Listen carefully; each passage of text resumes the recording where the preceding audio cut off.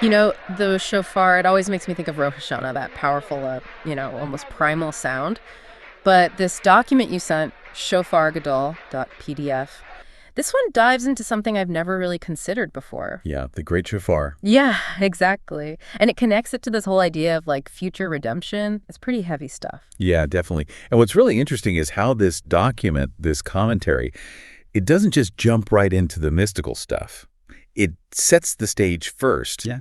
By grounding itself in tradition. Yeah. Like right away, it mentions that it's written on the second day of Rosh Hashanah, 5728. Oh, wow. So it's coming from a place of like real established thought, not just, someone's passing idea. Exactly, yeah. Yeah. Something that's been considered carefully over time. And what really jumped out at me was how it makes you think differently about the shofar itself. Really? How so? Well, it's more than just an instrument. It's described as like a call to action. Something that's supposed to resonate deep inside us. I can see that. It's less about the sound you hear. Right. And more about almost like a cry coming from, the depths of your own heart. Wow, that's a powerful image. It is, right. Connecting with something much bigger than ourselves. So it sounds like we're not just talking about the shofar we're used to hearing in synagogue. You're picking up on it. The commentary, it makes a clear distinction between the regular shofar for Rosh Hashanah and this great shofar idea.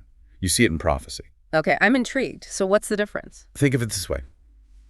The Rosh Hashanah shofar helps us connect to the divine, in this world, in our everyday lives. But the great shofar, it's described as like a revelation from a completely different realm, a realm beyond what we can really understand right now. A realm beyond our understanding.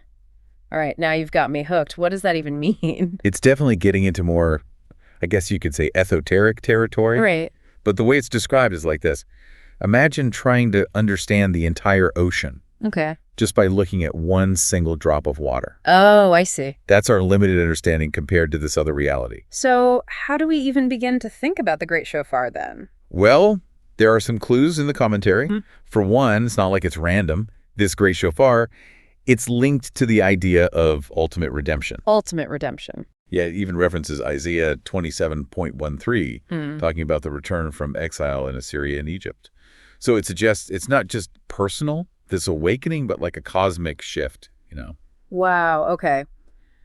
So we're talking big picture stuff here, but what does that mean for us, now? Like, what are we supposed to do with that information? That's what I find so powerful about this. It doesn't just talk about these big concepts and then just like leave you hanging. Right. It connects it to our lives. Yeah. See, just like the shofar on Rosh Hashanah, it's supposed to make us reflect, right? To strive to do better. Yeah, totally. Well, this commentary is saying that just the idea, the anticipation of this great shofar, that alone should push us to constantly be growing. So we should always be striving to become even greater than we are. Yes. And the commentary uses this really great analogy to illustrate that point. Oh, I love a good analogy. Tell me. It compares our journey, our personal journeys, to the shape of the shofar itself. Okay. Narrow at one hand, expanding out at the other. Yeah. It's saying, just like that sound emerges from like a place of constriction into this, this expansiveness. Right. Our own struggles, our imperfections. Yeah. They can be catalysts for growth. I like that. For liberation. Our imperfections as catalysts. Yeah. It's not always easy to see it that way. Right. But you mentioned this inner heart before. Yes. Can you tell me more about that? Like, how does that tie into all of this? Absolutely. That's where it gets really interesting, I think. The commentary, it connects this idea of the shofar's call to the act of prayer, especially during Rosh Hashanah. Interesting. It's about moving beyond just, the intellect, the words themselves. Yeah. And connecting with a deeper part of ourselves. So it's not just about going through the motions. No, not at all. It describes it as accessing this, like, divine will. Oh, wow. This sense of purpose that's beyond our everyday understanding. So a deeper level of intention? Yes, exactly. Awareness. Yeah. And it gets even deeper than that. Yeah. The commentary says there are like different levels to this divine energy we can connect with. Okay. Think of it as a ladder. The regular shofar, it's like we're climbing a few rungs, connecting with the spiritual energy that's, within our world. Right. But this great shofar, it's like, boom, it's a lightning bolt. Okay. It catapults us to a level that's beyond even the names we use for the divine, beyond description. Okay, you've definitely given me a new way to think about the shofar. I always thought of it in a purely symbolic way. I can see that. But this makes it sound like it has a real, tangible power. It does. And speaking of tangible, Yeah. the commentary actually draws a parallel to the shofar that was blown in the temple in Jerusalem, Oh, interesting. specifically during the Jubilee year, Right, right. which was a time of, like, widespread liberation. Forgiveness of debts, all of that. Exactly. And remember, this commentary, it's rooted in tradition, so these historical connections are important. Right.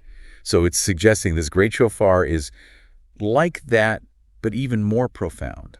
Interesting. So if the Jubilee year was about resetting things on a societal level, Yes. this Great Shofar is a cosmic reset, like a return to a state of balance. Yes, precisely. And it gives a really interesting example from the temple, actually, Okay. to illustrate this whole shofar power. Okay.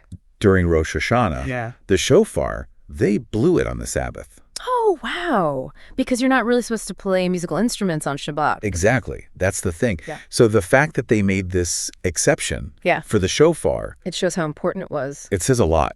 And the commentary explains that the joy, the elevation that came with the shofar in the temple, Yeah. it was considered even greater than the sanctity of Shabbat itself. Wow.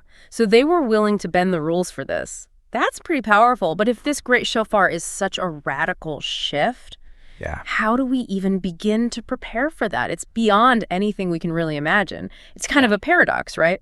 Totally. Yeah. It is. And the commentary even acknowledges that, actually. Right. It says the more we try to grasp, really wrap our heads around this great shofar idea Yeah. with our limited understanding, Yeah. the further away it gets, Oh, I see what you mean. like trying to catch the wind, Right, right. you can feel how powerful it is. Yeah. But good luck holding on to it. So are we supposed to just, surrender to the mystery then? There's this beautiful concept, I think, in Jewish mysticism. Okay. It talks about how our limitations, Yeah. those times when we feel lost, disconnected from the divine, Yeah. those are actually the very things that can awaken this, inner call of the great shofar. Wait, so our imperfections are a good thing? In a way, yeah.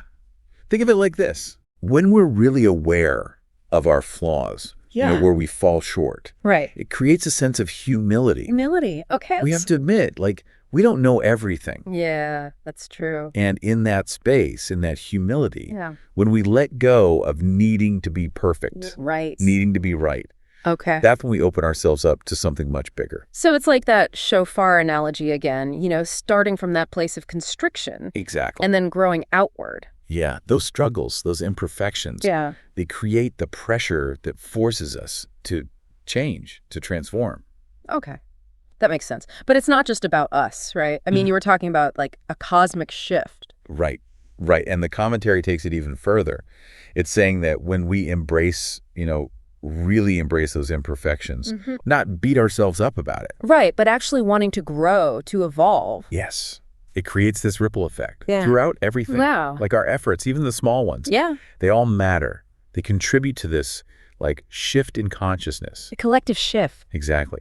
It paves the way for the great shofar. So we're all shofar blowers in a way, I love that. Yeah. contributing to this huge symphony of cosmic redemption. That's a beautiful way to put it. This whole deep dive has been amazing. We started talking about the actual sound of the shofar. All right. And now we're talking about reshaping reality. It's powerful stuff, isn't it? It really is. And it's all based on this commentary you shared. It really makes you think about things differently. It does. And it makes you realize it all comes back to us. The choices we're making every day. Exactly. So to everyone listening, think about this. If this great shofar really represents us returning to who we're truly meant to be, how can you live your life today in a way that's in tune with that? That's the question, isn't it? What choices can you make that will bring you closer to that? That's something to think about. It's been a fascinating exploration of the shofar, from the sound to, wow, the cosmic. It really makes you appreciate the depths of,